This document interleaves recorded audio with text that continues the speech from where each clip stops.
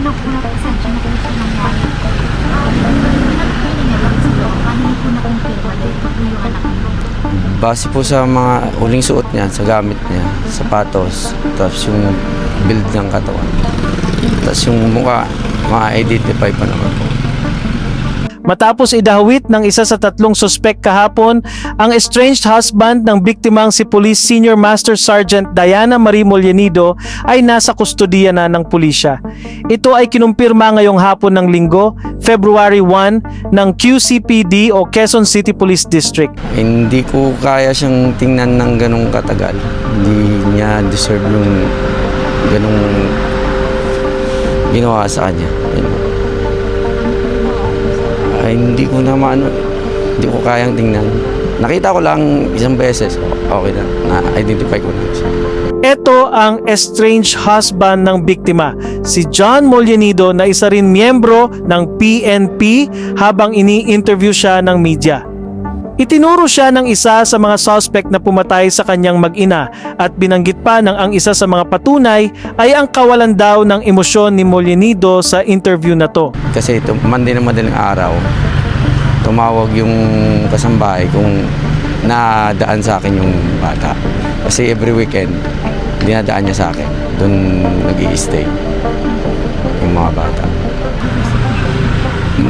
Matagal na kami hindi nag-uusap. Yun lang tungkol sa mga bata lang. Pag nag-uusap kami.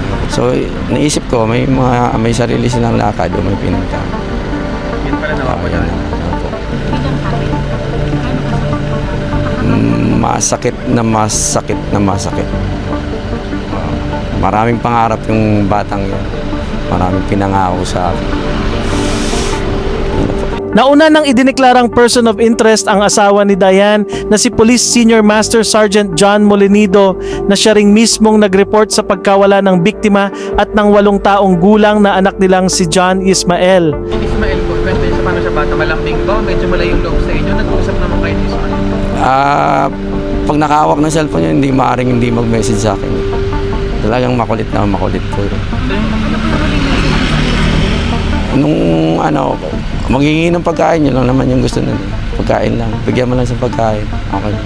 Ang mag-ina ay natagpo ang patay sa magkahiwalay na lugar noong nakaraang buwan matapos silang makipag-meeting sa mga suspek para sa pagbenta at pagbili ng sasakyan noong January 16.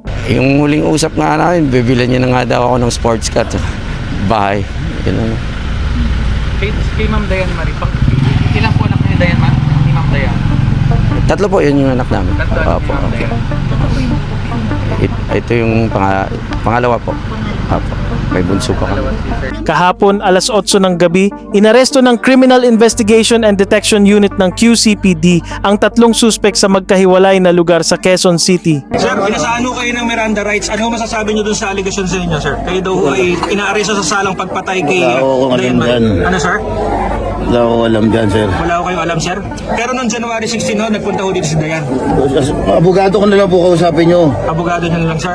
Ang isa sa mga suspek na si Pia Katrina Panganiban, car dealer at inaanak sa kasal ng biktima, iginiit na inosente raw ang asawa niyang si Christian Suarez Panganiban, isang na-dismiss na pulis, at itinuro ang asawa ng biktima na si John Mollenido bilang siyang pumatay sa kanyang mag-ina. Kasalukuyan nang iniimbestigahan si John Mollenido ng mga otoridad. Paulit mo po. Pero for sure, pinahing niya po yan. Marami ko sa sinasabi niya kahit kasi po, ngayon po ako nagkaroon ng lakas ng loob pa. Dapat hindi sa inyo, sa FBI na ako magsasalita. Papabasa ko po sa inyo na umamin ako sa buhay ako. Sasamahan niya ako ngayon gano'n sa FBI. Anong sasabihin mo? Uulitin ko lang ko ha. Si John Ledesma, Mollenido, ang pumatay kay Ninang at kay ako magka-video call kami. Yung cellphone mo dito? No, ito po. Andiyan po lahat. Pinamura niya sa akin yung mga call log para daw wala ka daw ebidensya. Pero before ng transaction, first day nun, puro tawag. Ito po. Puro tawag po. Ito po ba sa inyo po? Lahat po yan, inamin ko yan. Ano iPhone to? Ano iPhone to? 14 plus po. Pro Max. Kuya ko po yan. Kung saan ako nagsumbong. Yan po.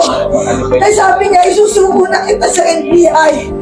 Kasi aamin na ako. Wala pong kasalanan ng asawa ko. Pero ako po ang laki na kasalanan ko dahil nagsinungaling ako sa inyo. Next, kung makikita niyo po yung reaction niya. Opo, kung makikita niyo po yung reaction niya nang ini-interview siya sa anak niya, sa asawa niya, ni konting luha wala siyang magawa kasi siya mismo ang pumatay. Magiging honest po ako sa inyo. Paniwala po kayo. I-airing niyo po sa media.